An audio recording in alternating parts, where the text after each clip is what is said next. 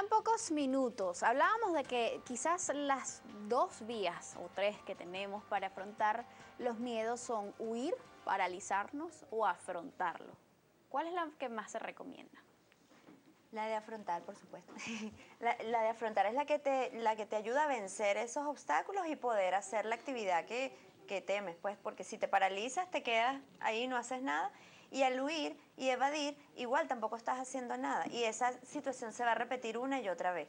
Y hay mucha gente que no se da cuenta que está evadiendo las circunstancias, las situaciones, la vida. ¿Ves? Ahora, esto es algo que no se puede tomar de manera literal, porque si hay una situación de peligro, obviamente yo no me voy a acercar al peligro, a menos que esté acorralada y no tenga otra opción. ¿Es así? Claro, porque...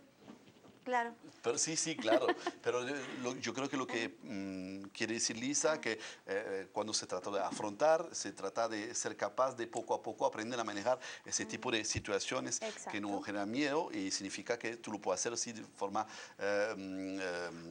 poco a poco, digamos, graduando tu nivel de afrontamiento con la situación. Es decir, no se trata de una vez ya... Por ejemplo, hay una situación de peligro, un enfrentamiento en un lugar cercano. Lo recomendable es resguardarse en ese caso.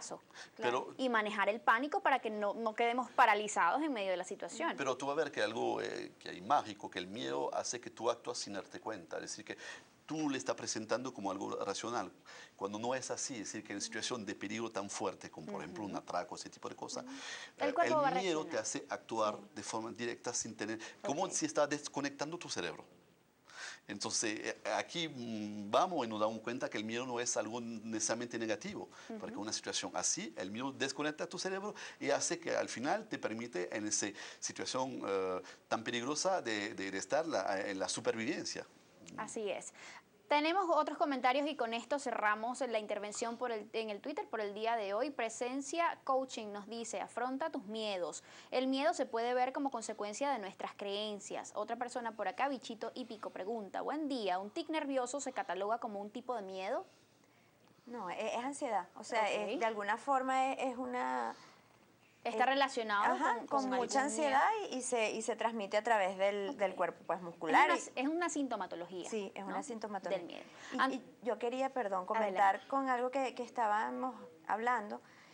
Cuando hay miedo hay unas reacciones fisiológicas. O sea, el tema de que si estamos en peligro, hay cosas que no pasan por la parte racional, como él decía, sino que va a haber dilatación de las pupilas, va a haber sudoración, hay contractura muscular. ¿Para qué? Para reaccionar. O sea, todo eso... Aumento de la presión arterial. Aumento de la presión arterial y la gente se pone más fuerte, aunque pareciera que no. Y tú puedes correr, brincar, saltar. Los cuentos de las mamás que levantan carros para sacar al hijo que se cayó, que normalmente no podrían hacer eso.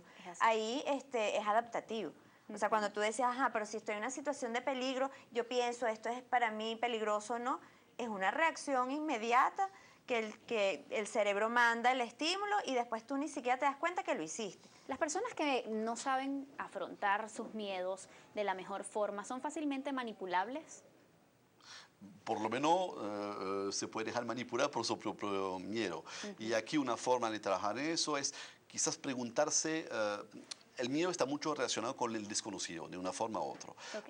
Y puedo estar muy incómodo con mi situación, que me genera miedo cambiar esa situación por algo más cómodo. Eso. Y una forma miedo a salirse de la zona de confort. Sí, tal cual lo dijo Lisa hace un rato. Y para salir de eso, una pregunta que tú puedes hacer es, ¿cuáles son las cosas de mi situación actual que quiero conservar? En el futuro.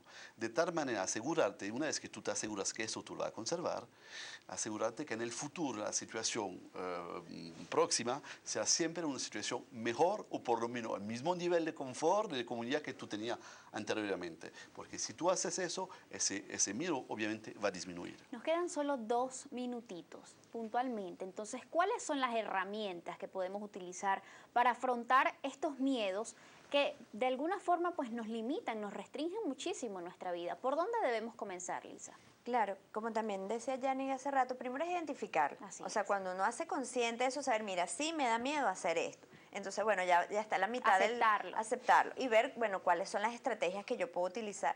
Cuando ya es ansiedad, o sea, cuando ya hay trastornos de ansiedad, hay que trabajar mucho también las cogniciones, o sea, los pensamientos que nos generan una ansiedad. Y empezar a trabajar con ese tipo de pensamientos. ¿Cómo se hace eso?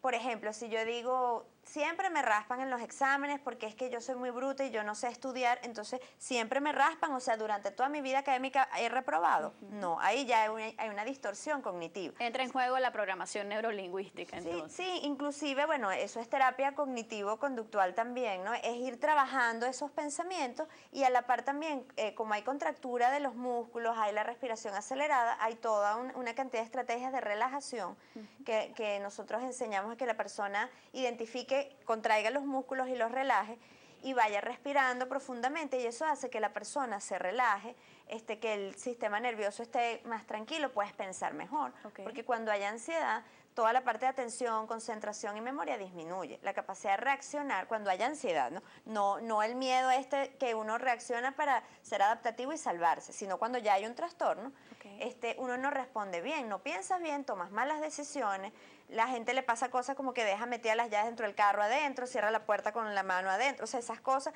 te tropiezas, se te caen las cosas porque no estás pensando bien. Entonces, la idea de respirar profundo es bajar esos niveles de estrés también, de aprender que tienes muchos músculos contraídos, los relaja y eso te pone como en tranquilidad para poder tomar mejores decisiones. ¿Cómo se maneja a nivel de coaching el miedo? Un poquito como le acabo de decir, es decir, identificando el miedo, escucharlo, saber cuál es la razón, cazar las creencias a través de los metamodelos del lenguaje, obviamente, y después hacer todo un trabajo de visualización sobre la situación deseada.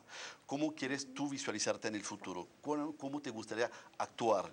De tal manera a que la futura conducta se transforme rápidamente en un hábito diferente.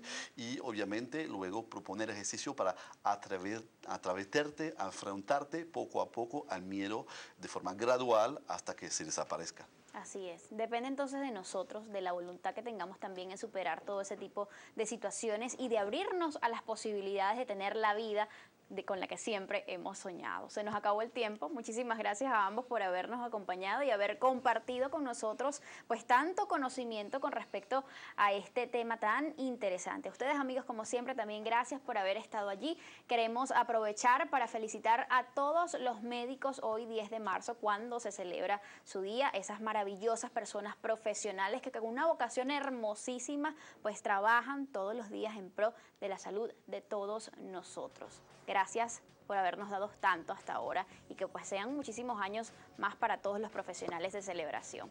Nos despedimos. Recuerden que el ejemplo comienza por casa. Siempre es mejor ser parte de la solución que del problema. Hasta mañana.